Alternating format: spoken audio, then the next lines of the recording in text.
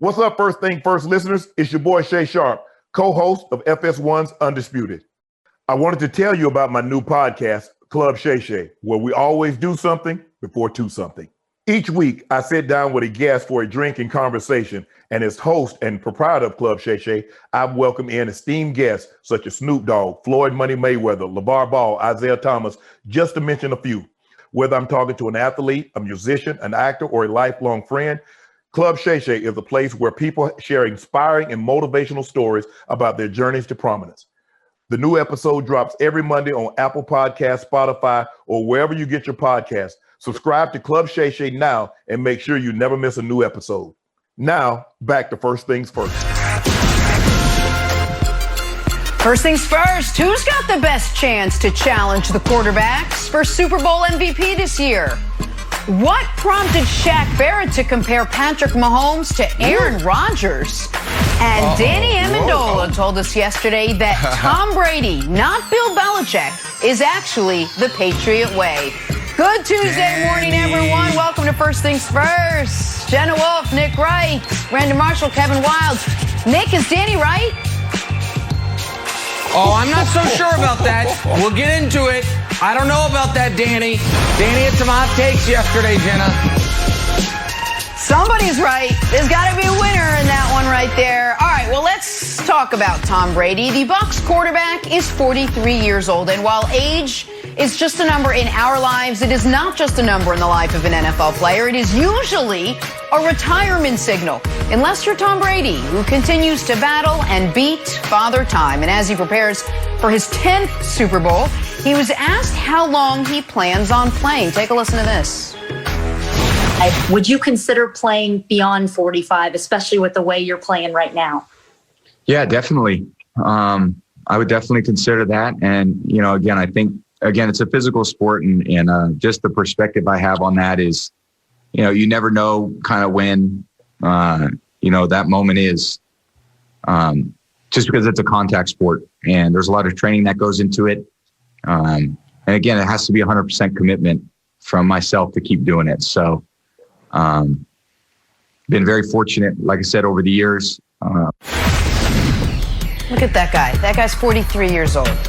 Brandon, are you buying that Tom Brady can play to 45 and beyond? You know this game. Absolutely. Why not, Jenna? He's 43 now and still playing at a high level. And a lot of people around the league think he's playing better this year than he did 5 years ago. So absolutely. Let me give you a few reasons why. Number one, toughness in the position. Let's start there with the position. This is the quarterback position. This isn't the running back position. If this was any other position on the field, we may not be having this conversation. He's protected. The second one is toughness. Look at Eli Manning and Peyton Manning towards the end of their career. They didn't want to get hit. They were getting that ball out quick. If the guy wasn't open in their first read, that ball was coming out. They were going dive into in the dirt. Not this guy. This guy, he obviously nobody really wants to get hit, but he's sitting in the pocket waiting for Mike Evans, waiting for Antonio Brown, waiting for Gronk to get down the field to let the ball go, and getting smacked in the mouth. And the last thing is the things that you guys don't see. And Jenna, you would appreciate this because you embrace the lifestyle of an athlete. You embrace the health and wellness lifestyle. Training. Training is so much more advanced today. Modern athlete, modern science, modern technology. There's so much things that we can do now as athletes that they couldn't do in the early 2000s or the 90s and certainly not the 80s. So training is so much better. Neuromuscular system, the muscular system, making sure everything's turned on. You see this with LeBron James in basketball. Fuel. 70% of the results you're going to get is how you eat. Look at the guy's face. He's so lean, so trim, so freaking good looking. And it's because of how he's eating and what he's putting in his body. Macronutrients, micronutrients matter. Supplementation matter. Mental fitness. You got to be able, as a professional athlete, lean on both ends of the spectrum. Whether you're dealing with impairment, anxiety, depression, or whatever that is, but also high performance. Like, how do I get the most out of my body? How do I optimize my health and my performance? Recovery, sleep. Nick, you get on this guy all the time about his sleep, but guess what? That's the reason why he's going to play until he's 45, and the team around him. You think about Alex Guerrero. Guys like that have a team that helps them get to the next level, and he's on a mission. The last thing I would say here is the TB12 method. That's a business for him. He is trying to define what the modern athlete looks like and how we can push things forward. This is business for Tom Brady. If he plays till 45, the TB12 method will be everywhere. Well, so that's why he had always said he wanted to play until he was 45, which would take you through the end of next season. He was very clear about that. And it wasn't just that he wanted to keep competing and winning. It was he does have a business associated with him being the best and the preeminent spokesperson for it. But with how he's played this year, he now is potentially considering pushing that horizon even past, his current contract with the Bucs.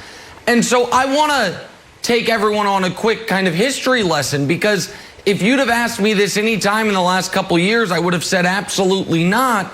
But this year has rewritten it somewhat. In 2016, Tom Brady in the Super Bowl executes the greatest comeback in Super Bowl history.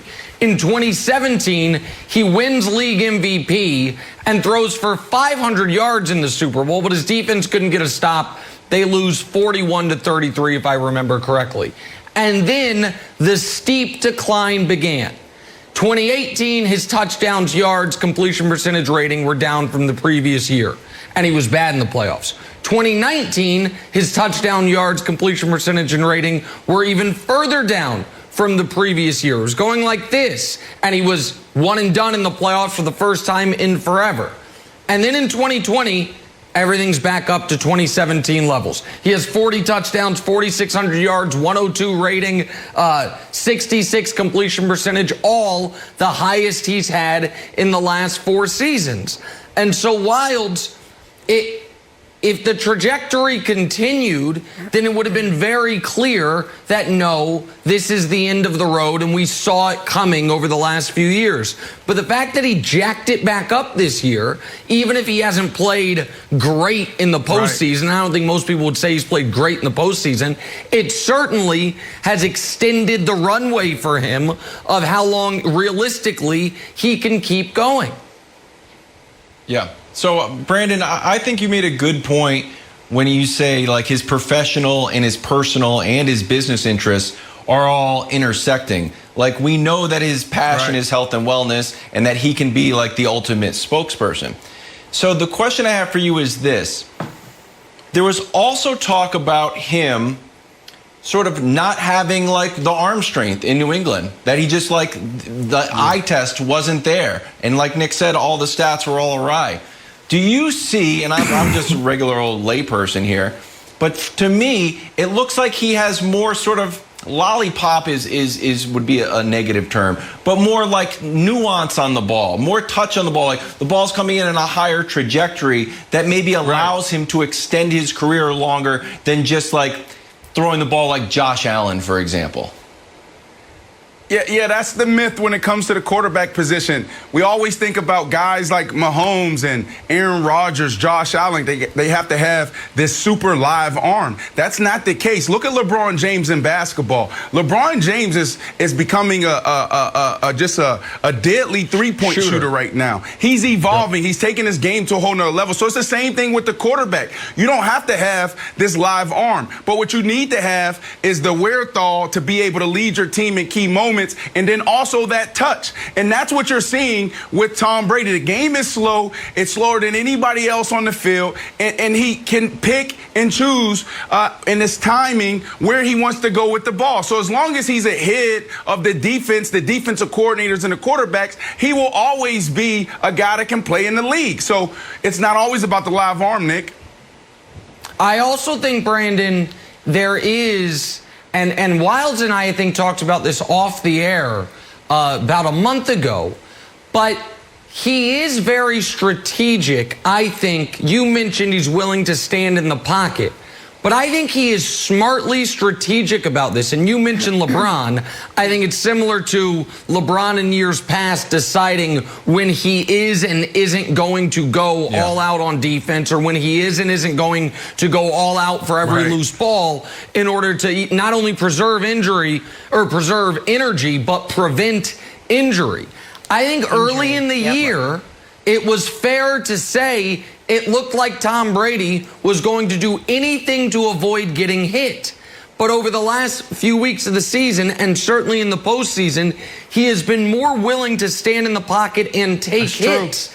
And I think he deserves the benefit of the doubt to say he knows my season's going to be defined by January, so I might give up a few completions in order to preserve my health throughout the course of the season. That's a savvy veteran adjustment that could make early in the year, as it did for me, him look far worse than he was actually going to look at the end of the year when he was willing to stand in the pocket and take those hits because he's so close to the finish line. So I think that's part of this as well. Yeah, and also, Jenna, really quickly, trust as well. This is a new team for him. Those offensive linemen, will they pick up the guys that they're supposed to? They're running back. Can you pick up the will, the nickel, the safety that's coming on the blitz? Do you have my blind side? So the deeper they got into the season, the more trust he had with those guys, and the more he was willing to stand in the pocket. And if there's anyone that can make it as much of a cerebral position as it is a physical position at quarterback, it's Tom Brady. Let's stick with the Bucs. Are they already making a big mistake as they prepare for Sunday's Super Bowl? We'll have that story next. This is First Things First. Hey, First Things First listeners. I wanted to tell you about our brand new Fox Sports app and website, foxsports.com, reimagined for the modern sports fan. Go ahead, download the new app right now. You don't even have to pause this episode. Every day on the new app and website, you'll see the top stories in sports. Plus, a rich world of written content, videos, social media, and analytics to give you a 360-degree view of the most important stories of the day. Streaming live TV has never been so easy or elegant. Every Fox Sports game, including all pregame and postgame shows, as well as the televised version of this show, just a click away. For the extra invested fan, we also go deep with real-time wagering lines, trending prop bets, win probability, and key player projections. So download the new Fox Sports app or visit www.foxsports.com. Quick story. Last night I'm getting ready for bed. I say to my family, good night, everyone. I'm going to go prepare for the show. Steph says to me, can you just quickly get water bottles for the girls? Fine. I fill up the water bottles. I give them their water bottles by their bed. The 7-year-old, Mom, can you tell me a quick story? Tell her a quick story. I'm like, goodbye. The little one, the 5-year-old. Mom, can you tuck me in? By the time I got into bed, I was exhausted. I prepared nothing for the show and I fell asleep. My mistake? Not pulling a Tom Brady. Ahead of the Super Bowl, instead of going to one of the bedrooms in his palatial estate down in Tampa, he has literally sent his family away for what will be 12 days ahead of the Super Bowl. Instead of finding quiet time to sleep and stretch and scheme, he sent his entire family out of the house so he could have his 250,000 square foot palatial house so he could do all of his work. That, and only that, is why he is the true GOAT. Not the football, not anything else. That's why Tom Brady can call himself the GOAT. He knows when it's about him. I'm sorry, Jenna. In the house? Tom Brady's house went from a studio apartment size to the size of the Superdome. There is no house that's either of those sizes. Within 40 seconds. Within 40 seconds. Yeah, We are 5 days removed from said Super Bowl in that gigantic place. Chiefs were the favorites to be here. They cruised through the season. For the Bucs, the road was a little bumpier. Yesterday, Bucs linebacker Shaq Barrett turned some heads when he said that Aaron Rodgers, who the Bucs just beat, which is why the road was a little bumpy, and Patrick Mahomes, whom they are about to face, are actually quite similar. Take a listen. Was like matter of rough draft. I would say it was pretty close to a final essay with Mahomes and Rodgers. They both really similar. They're practically the same, could do the same thing. It's just Mahomes a little younger version of them. And just getting to him going to be important for us. But yeah, like just stepping up our play at the right time, that's what we're doing, and it's working perfectly. We just got to stay consistent for this last game and we'll be exactly where you want to be at when the clock strikes 0. Brandon, would it be a mistake for this Bucs team to prepare for Mahomes like they prepared for Aaron Rodgers?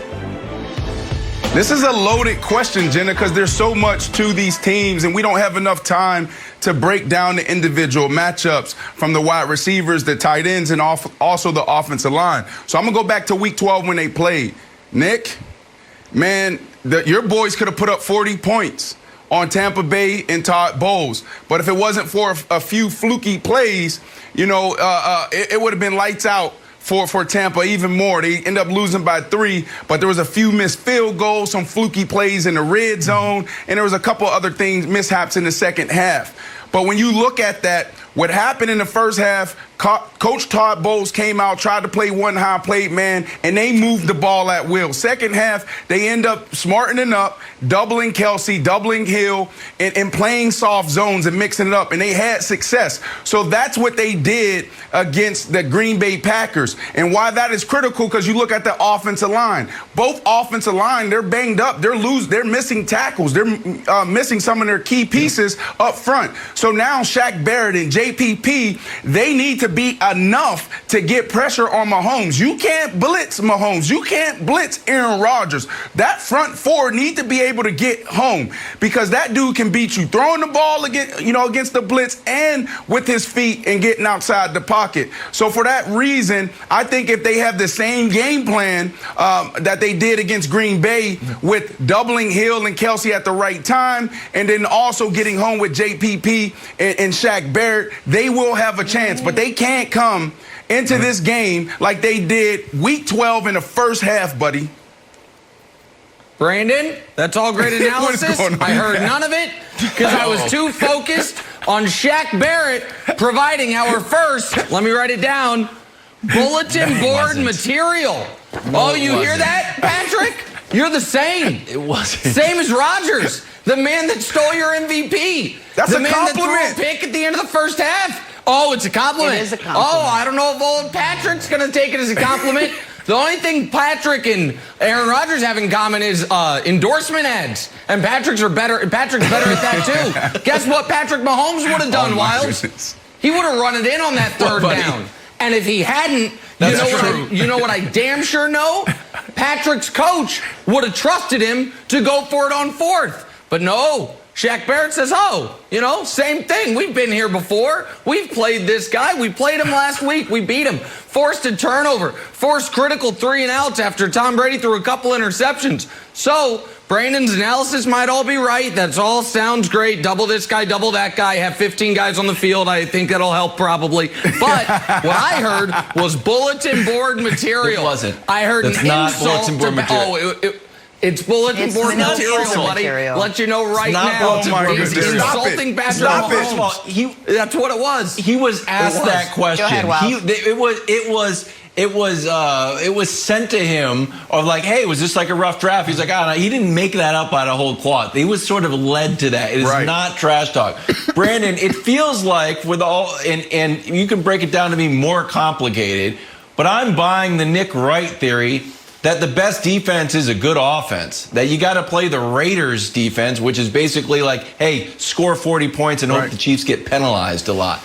Do you think that that's the actual plan? Or my second theory is this: strategic stops, just like a strategic stop of Aaron Rodgers at the end. Aaron Rodgers had a good game. I don't think that game is going to go on like the "we played awesome" plaque for the Bucs defense.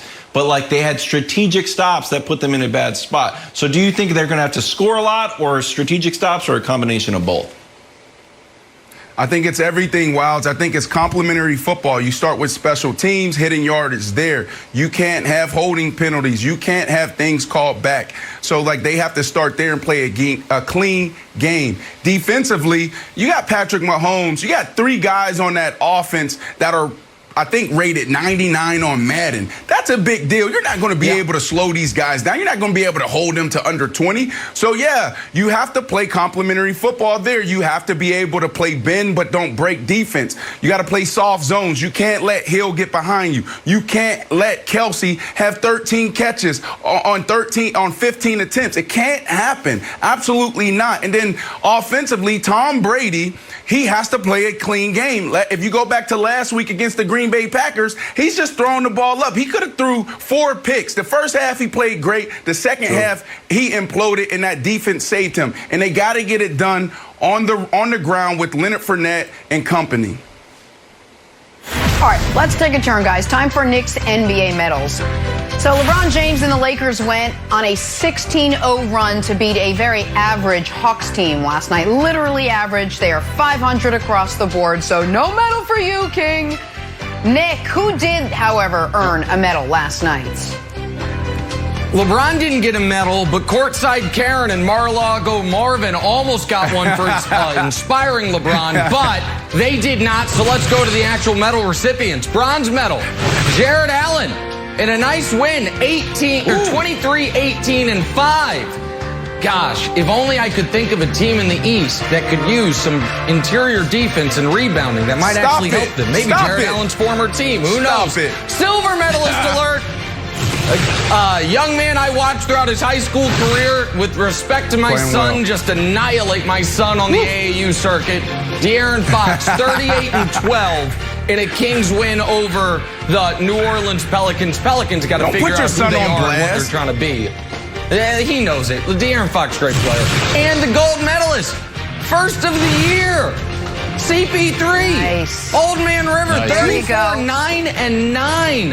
In a great win for Phoenix. Speaking of teams that got to figure out who they are, Luka, call a players-only meeting. Do something. Zoom call your dad, and I can help you out. Mavs got to get it going. CP3 was great. Brandon Marshall, there are your medalists for the night. With respect to courtside Karen, she doesn't make the stand, but Jared Allen, De'Aaron Fox, and CP3, they all do. I love it. Jenna, CP3, think about what he did in OKC. Phenomenal. Now he's there. He teamed up with Devin Booker. I didn't like the move at the beginning, but it's shaping it out to be a good position for him, a good spot for him. And Nick, look out in the West. These guys are moving up. They're in 6th place and moving up. Phoenix good. Phoenix is good. Dallas got to get it together, man. We got to get back to Super Bowl Sunday. Which player has the best chance to challenge the quarterbacks for MVPs? Guys, we'll tell you next. First things first.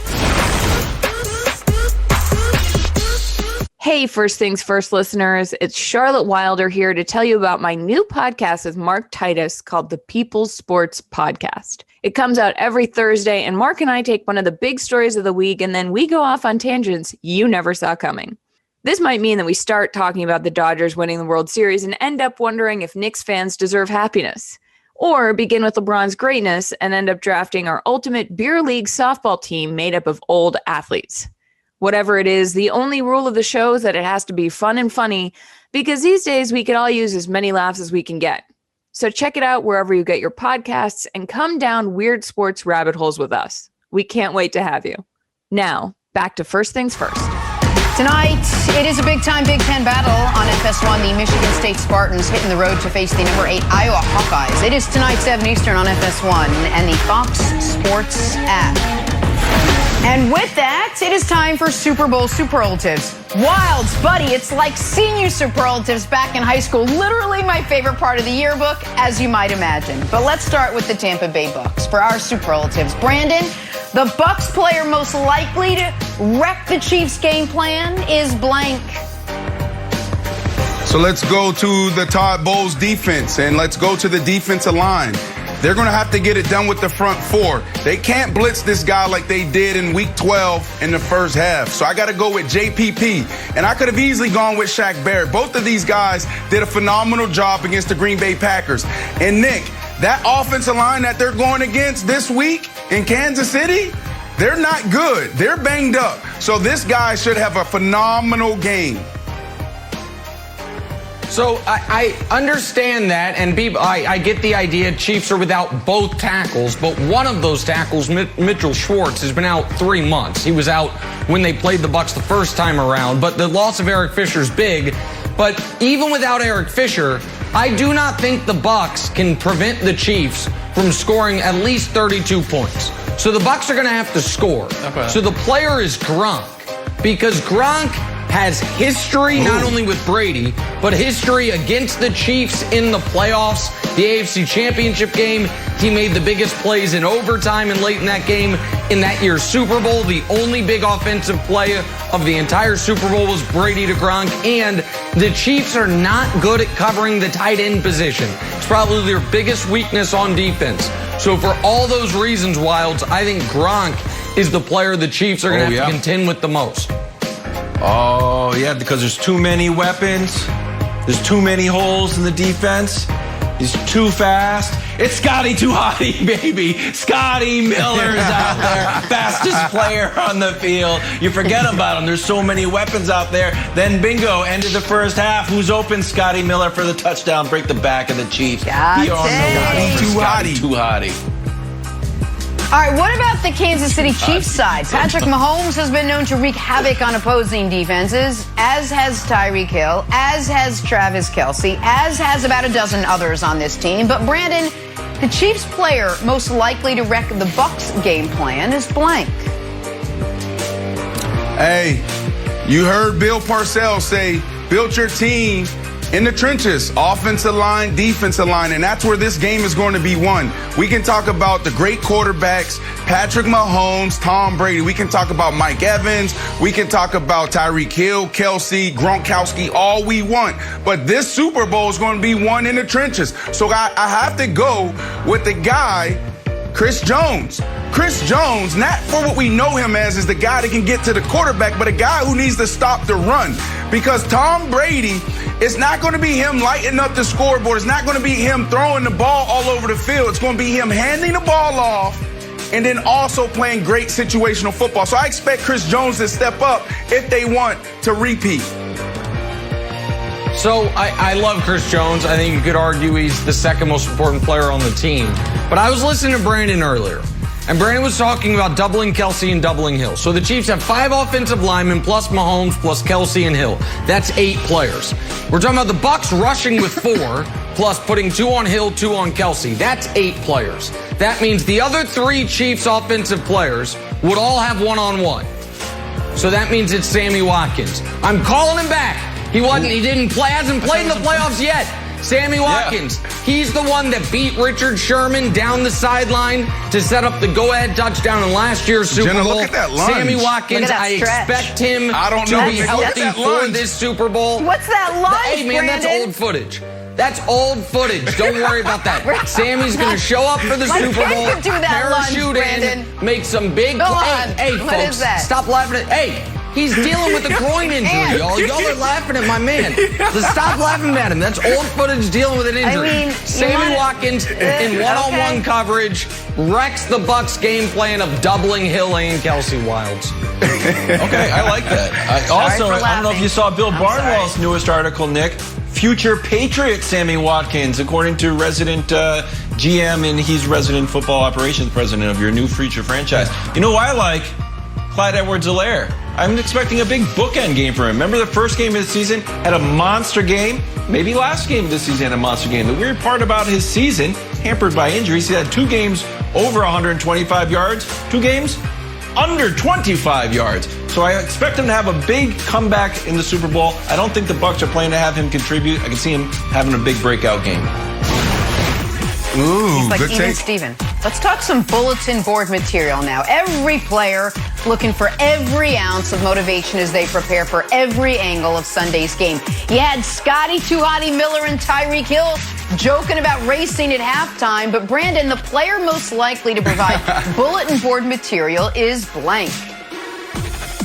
Oh, for sure, the Honey Badger. I mean, he's already starting stuff. I'm minding my business, watching the Green Bay Packers take on the Tampa Bay Bucs, and I'm talking about Leonard Fournette, and this dude jumps in the comments talking about it's our time, we're going to shut him down. It's friendly fire. Both of those guys are LSU Tigers, but come on, Tyrann Mathieu is already starting stuff, so it got to be him. All right, well, I assume we mean moving forward, because obviously Shaq Barrett has already provided massive bulletin board material saying Patrick Mahomes and Aaron Rodgers are the same person. So that's already pinned up on the bulletin board. But if we mean moving forward, the answer is Frank Clark. Frank Clark is a professional trash talker. Frank Clark is going to say something about sacking Tom Brady. You can guarantee it. Frank Clark called his shot last year about shutting down Derrick Henry before the game, called his shot on Jimmy Garoppolo, ended that game with a sack. Frank Clark, a quiet season for him. I expect him to be loud in the lead up to the Super Bowl, and I expect him to be loud in the Super Bowl wilds. It's a good one. I like it. Nobody has been more disciplined in their trash talk than Tyreek Hill, whose nickname is the Cheetah, and he was challenged to a race, and he said, oh, he had the right answer. Then fast forward a little bit, and he was like, well, maybe we'll set something up at halftime. No one that plays with this much bravado, when you can literally wave to people goodbye and do backflips into the end zone, is going to spend the next few days just saying, yeah, that's a good point, Scotty Miller. You're a great player. Tyreek Hill is going to break this week. I predict it. Look at that one-on-one press. Get out of here. On to the MVP. Tom Brady, Patrick Mahomes have combined to take home 3 of the last 6 Super Bowl MVP awards. Von Miller, Nick Foles, and Hall of Famer Julian Edelman, the others. So, Brandon, the non-quarterback most likely to win Super Bowl MVP Sunday is blank. I like this question, right? Because we know it's usually the quarterback that gets this award. And if it's not a quarterback, say a wide receiver goes off, the quarterback still gets it. So I'm going to go with a running back. I'm going to go with Leonard Fournette because I truly believe the game plan for Tampa Bay and the recipe for them to win is going to be on the ground. So I like Leonard Fournette. It seems like he's just now hitting mid-season stride. I think he's going to have around 10 catches out of the backfield, and he's also going to be lights out on the ground. So I'm going to go with Leonard Fournette. Yeah, it's so hard for a pass catcher to win this award because if he has a big game, then assuredly the quarterback did. There is an exception there. If a pass catcher is involved in your running game. And so I'm going to say Tyreek Hill. If Tyreek Hill gets the play that McCole Hardman got called for him last week, the end around, and he goes for 60 yards on it, Tyreek Hill also could potentially be involved in the special teams, so he could have a massive game without all the yards coming via Mahomes' arm. So for that reason, I think Mahomes is going to win Super Bowl MVP, but if he's not, I think Tyreek Hill's got a chance, and he's the best dancer in the game. That's good. That's a good take. I'm going to go with Mike Evans because Brady's been in 6 Super Bowls. He's won 4 MVPs, won 6 Super Bowls. He won 4 MVPs. Deion Branch won 1. And, of course, Hall of Famer Julian Edelman added to his Canton resume. It'll go up there and say, Hall of Famer Julian Edelman, Super Bowl MVP, second most playoff receiving yards. Just adds to a stellar resume, Jenna, as it might continue this year. And, we hope his knee comes back a little. I'm just trying to fill. I thought I was going to cut off, but I appreciate Pepper just giving me the platform. I worry. Julian Edelman. I worry so rightfully where deserves. Your state of mind is going to be when Julian Edelman does not get into the hall. Anyway, let's take a turn. We got to talk about the one thing Danny Amendola said on our show yesterday that had the sports world abuzz. Wait till you hear. This is first things first. Worried about you, Wild. Truly worried. Back here talking New England Patriots. Yesterday, we had former Patriot Danny Amendola on the show, and we asked him to weigh in on the great New England debate.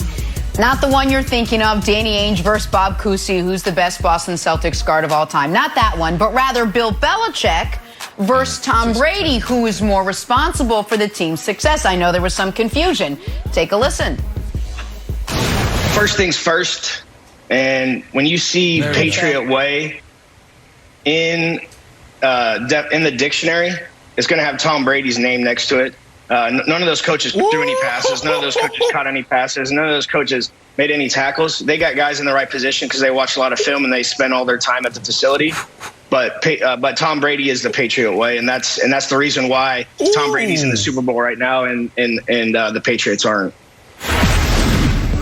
Boom! There you go. How about a guy that played against those Patriots in a Super Bowl, Brian Westbrook, joining the conversation now. Brian, good morning. We got to start right there. You agree with what Danny Amendola had to say yesterday on the show about Brady versus Belichick? Well, Jenna, good morning. I do not agree with them. And I think we come from a couple different perspectives, myself and Danny Amendola, because I remember 2002. And I remember 2004, we played them in the Super Bowl. And I remember 2005 when they went back-to-back, the Patriots did. Those were defensive-led football teams. I remember Richard Seymour and Rodney Harrison and Willie McGinnis, Mike Vrabel, all those defensive guys. Those were defensive-led football teams. Those guys set the tone for the Patriot way. They set the tone that allowed Tom Brady to grow into the leader that he was. And then when you think of Amendola, you're starting to think of the Super Bowl 2015, 2017, 2019. By that time, Tom Brady had accepted and adapted into the Patriot way. And at that point, now it was about Tom Brady, the way that he prepared, the way that he allowed himself to be coached, his mental awareness. But most importantly, it was about he was never satisfied. He never allowed the completion of winning Super Bowls, prior Super Bowls, allow him to slow down and continue to work. And I think that's the most important thing as far as the Patriot way goes. What did you do after you have success? So many people are satisfied with having a little bit of success or having a lot of success like the Patriots have early on in Tom Brady's career. But it's the greats, the true greats, that are never satisfied like Tom Brady wasn't after those first 3 Super Bowls, Nick. All right, so I thought in real time, and even more so after hearing it, that this is a little unfair of Danny. But Wilds, it's still a problem for your beloved Patriots. So it's unfair because, listen, Danny Amendola was upset the Patriots didn't re-sign him. That's not me speculating. He said as much. He thought he had taken less money. He thought he had earned it. He had a huge catch in the I think it was the championship game against the Jags. He had a big catch in the Super Bowl, and they wouldn't give him $6 million a year. So there is some hurt feelings there with Bill Belichick squeezing him for money and him having to go elsewhere and leave Tom Brady and miss out on one of those Super Bowl runs, right? So that's a real thing. And obviously what Brian is saying is true. That first Super Bowl they won, the defense was the first, second, and third reason why. And the last Super Bowl they won, the defense was the first, second, and third reason why. The middle 4, Brady gets massive credit for. But Wilds, here's the problem. Yeah, buddy. As the brilliant Slim Charles once said to Avon Barksdale, if it's a lie, we fight on the lie. And whether it's true or not, if that is the belief amongst players, amongst the league, amongst people that the Patriots are going to try to bring in, that is a problem. If the belief is that the Patriot mystique walked out the door when Tom Brady did, and their struggles this year sure as hell didn't help that with Brady ascending throughout the season, that is a problem for your Patriots and this final chapter of Belichick, however long it is. So I don't think it's fair commentary, but I don't even know if it needs to be fair for it to be damaging if enough people believe it, Wilds. Yeah, you know what? In real time, I viewed it more as a main dish of Brady support with a side dish of Belichick diss. And I was actually surprised that it took off so much. But then when I sat back, I'm like, oh, it reads more kind of incendiary than it sounds. And it was kind of the third piece of a media trend.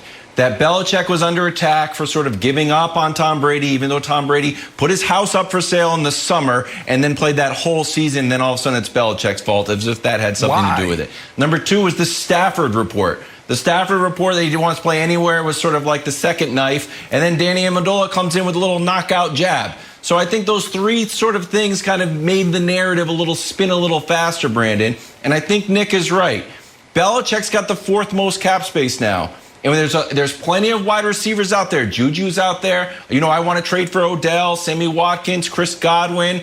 We still need a quarterback. As much as I love Cam, it'd be nice to have former Patriot you need Jimmy a quarterback. G. If any little things pop up where they're like, I don't want to go to Foxborough, I think everyone's going to be like, man, I don't know if this hard-nosed Patriot way thing that Bill has been running maybe needs to soften up if we can't even attract free agents anymore. Look, I mean, I appreciate the discussion, but it's not either or, it's both. Like, you got to think about Bill Belichick as the leader. He's the one that established or created the Patriot way.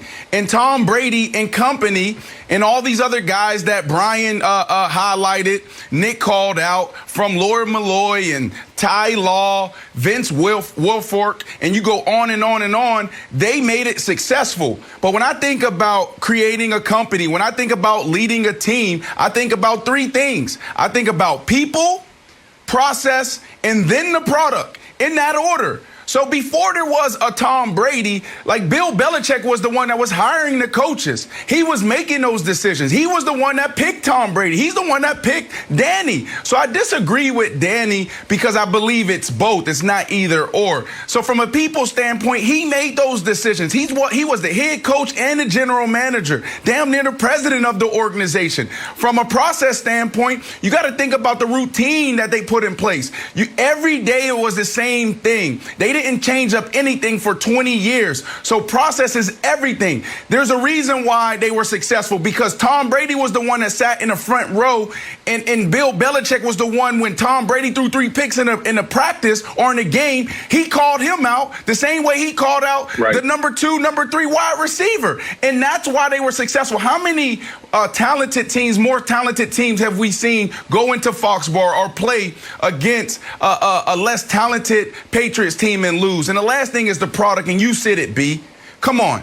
That defense, Tom Brady had nothing to do with that. Tom Brady had nothing to do with special teams. So I think it's discrediting everybody in that organization, from the players and the coaches, because it takes both and it takes everybody.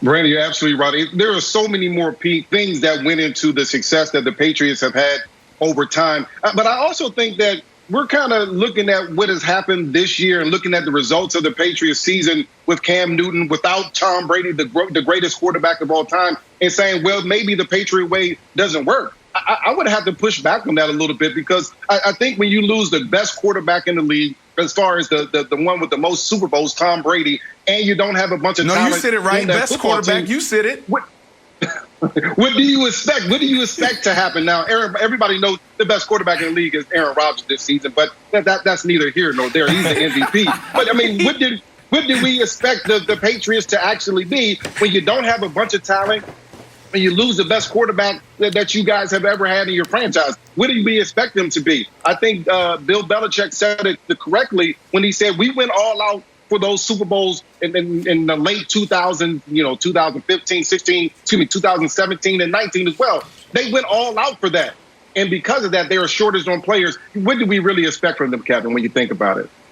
Right. So sorry. I apologize. I was marking down more bulletin board material from what Brian Westbrook just said. The best quarterback in the league. Mark it down. Bulletin board material. You heard it, Patrick. He called it Aaron Rodgers. Aaron Rodgers at home right now. Yeah, best quarterback in the league. Write it down. I want to make this clear to the audience. I am not agreeing with Danny Amendola. I think every point Brian and Brandon made is spot on. And I think that people are lying to themselves if they think Tom Brady, as great as he is, was destined to become Tom Brady when he's a 6th-round pick who his rookie season was the 4th quarterback on the depth chart. And it was the Patriots coaching staff. Look that up. They kept 4 because they saw something in Tom that they didn't want to let go. They then cultivated it. They also had the courage of their convictions. Bill Belichick had just made Drew Bledsoe the highest paid player in the history of football. And he kept him on the bench after the Mo Lewis hit once he recovered from it, because he saw something in Tom. So obviously this was a symbiotic relationship, and I think it's very obvious that Brady became Brady in large part because of Belichick. Not that dissimilar to Michael Jordan and Dean Smith. Like, I think that they helped each other massively. The point I'm making is, as much. I don't know how much that matters. I don't know how much the actual history matters compared to what the current narrative is. And if the current narrative is, it's not fun there, they've lost their magic, they let Brady go out the door, they don't pay guys, they show no loyalty to guys, and by the way, you're not winning championships, then the hell does anyone want to go there for? So that's what I'm saying they have to fight against, Brandon, is the narrative of it. Look, Nick, this may be the second greatest debate in sports outside of MJ and LeBron. And you know whose fault it is, Jenna? It's Bill Belichick's fault. Why'd you let this guy go? I keep saying it. He was supposed to be pushed out of Foxborough in the wheelchair. He was supposed to punch his own ticket. This is Bill Belichick's fault. Tonight, it's a big-time Big Ten battle on FS1. The Michigan State Spartans hitting the road to face 8th-ranked Iowa. Tonight, 7 Eastern on FS1 and the Fox Sports app. Time now for stories to start your morning, brought to you by Subway. So, yesterday, we had former Patriot Danny Amendola on the show, and we asked him to weigh in on the great debate up in New England. You know the one, Bill Belichick versus Tom Brady. Which is more responsible for the team's success? Take a listen to what he has to say. First things first, and when you see Patriot Way in the dictionary, it's going to have Tom Brady's name next to it. None of those coaches threw any passes. None of those coaches caught any passes. None of those coaches made any tackles. They got guys in the right position because they watch a lot of film and they spend all their time at the facility. But Tom Brady is the Patriot way, and that's the reason why Tom Brady's in the Super Bowl right now, and the Patriots aren't. Wouldn't it be funny if we made all of our guests say the name of our show before answering any question? Brandon, do you agree with what Amendola had to say yesterday on the show, that Brady is actually the Patriot way? Okay, here's the deal. I love Danny. I actually studied him when he was in St. Louis, when I was an X-wide receiver and Coach Brian Daboll was trying to put me in the slot when I was in Miami. He was a guy that I would study and learn how to run option routes and learn how to run seam routes in there. This is a guy that I absolutely love. But Danny is tripping, Nick. Danny's straight tripping. Because when I think about a dynasty and I think about building something special, I think about three things in this order: people, process, and then the product. Tom Brady wasn't the one that chose Tom Brady. Tom Brady wasn't the one that chose the defensive coordinators, the offensive coordinator, put everything in place, the personnel. Bill Belichick was the head coach. He is the head coach and the general manager for the past 20 plus years. Like, Bill Belichick is a genius when it comes to leading people. Now, everybody don't have to like it, but he got 6 rings out of it. And then process.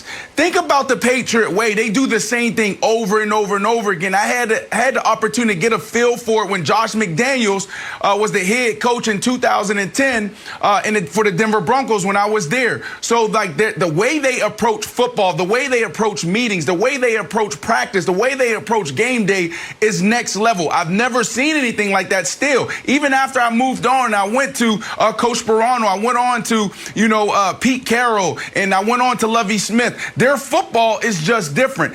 There's a reason why Tom Brady sat in the front and Bill Belichick called him out when he threw interceptions in practice or in the game, because he was telling everybody we're all equal. This is the Patriot way. That established a culture. That wasn't Tom Brady saying, like, call me out. That was Tom Brady saying, you know what, I understand your way and it works. And I think at the end, that's one of the reasons why they start bumping his, because Tom Brady's like, bro, how many Super Bowls have I won? How many MVPs? Like, look what I've done, and you're still going to call me out in meetings? And the last thing is the product, Nick. Like, defensively, Tom Brady didn't put those defenses in. Okay. Tom Brady didn't create the best special teams in the last 20 years. That was Bill Belichick and those coaches. And it's not either or. It's both to me, Nick. And it seems like our guy, Danny, who I absolutely love, may be a little salty. And all of us athletes are a little salty when people kick us out sometimes. Yeah, listen, I like Danny a lot too. I didn't study his option routes. He's a little too short for me to try to mimic my game after, but I understand your point. Listen, he wanted to stay in New England, and this isn't me speculating. He was on the record about this when he went to Miami. They offered him what he thought was an insulting contract. They wouldn't even come close to matching the offers he had elsewhere after he had played for pennies on the dollar while he was there. So he might have a little bit of sour grapes. And Wilds, this is clearly somewhat of revisionist history. But the thing about revisionist history is sometimes that's the last draft of history. And that's the problem for your beloved Patriots. I think everything Brandon said is right. The Patriots Super Bowl, both the Super Bowls against the Rams were Belichick, defensive coordinator Brian Flores, defensive coordinator Eric Mangini, those master game plans, right? You can argue so much of their sustained success throughout the 20 years was things as simple as, what was the story after the Browns-Chiefs playoff game? You know who doesn't dive for pylons? Anyone who's played in New England, because they coached that out of you. When they beat the Ravens in the playoffs 8 years ago, they figured out a wrinkle in the rule book where this player's going to look like a left tackle, but he's actually eligible, and he's going to go boom, boom, boom down the field. That's all coaching, right? And obviously, I think most people would agree, Tom Brady turning from a 6th-round pick, 4th on the depth chart quarterback, into Tom Brady. Yes. A lot of that's coaching as well. Hey, Belichick having the faith to stick with Brady when Bledsoe, the highest-paid player in the league, was healthy enough to come back. That's coaching, right? So Brady deserves massive credit. Belichick deserves massive credit. My concern for you, Wild, is not actually concern because I love it, because I hope the Patriots enter a decade of meaningless football, is that players around the league are going to say, wait, so the magic's gone because Brady's gone. Nobody has ever left the Patriots and been like, you know what? Way more fun than you thought. Friday's off. Thursdays we're wearing the Andy Reid Bahama Mama shirts. It's just a barrel of laughs. Like nobody's saying that. And if you have the weather, the hard-nosed coaching, the extra practices and weights, and there's not the winning, and you've got guys leaving, Wilds, you can say that. Wilds, you can act like it's nothing, but you guys are in the recruiting business this summer. And if the narrative is out there that it's all the downside without the upside, that's damaging for your team. I think that whether it's fair or not, I think that's undeniable. Okay, if people want to come and have a barrel of laughs, they can go down to the old Chuckle Hut in Orlando and have a few margaritas and have a ball. If you want to win Super Bowls, you can come to New England. And I understand why this became a big story. Yeah, I understand. Why not? Because it's just the greatest coach and the 4th most cap space and our highest pick since I was a little boy. Look, I understand that this became a big story because it was on the heels of Belichick and Brady. And it's on the heels of Stafford's little jab that may or may not. We haven't heard from Stafford. Would like to hear from him. So Amendola came in with a little extra. Now, Brandon, if you want to tell me that players, because we need wide receivers, that you would... Or other wide receivers that are coming through House of Athletes, like, hey, what do you think about the Patriots? And if there's more stuff coming out, then I will be concerned. But right now, I think this is an issue, just looking forward, not backwards. I think this is an issue that the Patriots have a beautiful house and there's like no heat on. Like, you want to live in this house? Like, oh yeah, but like there's no heat. Like, all right, just turn the heat on.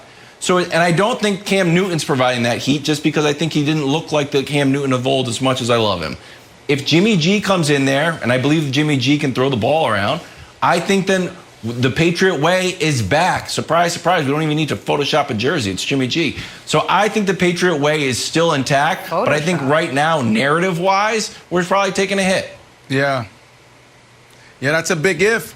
You got Jimmy G. Okay, if we get Jimmy G, if we get a wide receiver, if we get a tight end, Like, God, this is not a attractive destination anymore, Wilds, and it's because of because of them losing.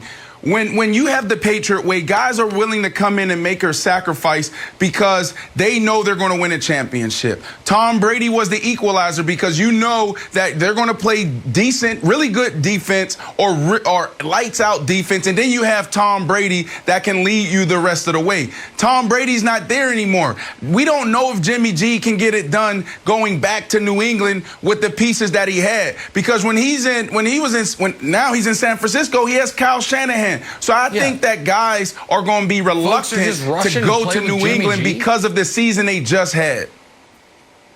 Right. And Wilds, I love you, but the analogy doesn't hold. We just need to turn the heat on. It's more like this is a beautiful house, but it's missing a roof. And as it happens, roofs are in short supply, and you might not get one. But move in on spec. Trust us, we'll probably get a roof. But we might not. There's actually only like 20 good ones in the world, and 14 of them are spoken for. So you're right. Come here, do the hard thing, deal with it, and win rings was a deal people signed up for. But what Amendola is saying, now the offer is come here, do the hard stuff, deal with all of it, and what? And finish third in the division again? That's a problem, Wilds. You know what I bet, Jenna? Danny Amendola will welcome him back to Foxborough. Belichick doesn't care. Belichick got a cold heart. He's like, oh, you disrespect me. Come on back. We need him. 600 yards, free agent. Gotta go. We'll see you tomorrow.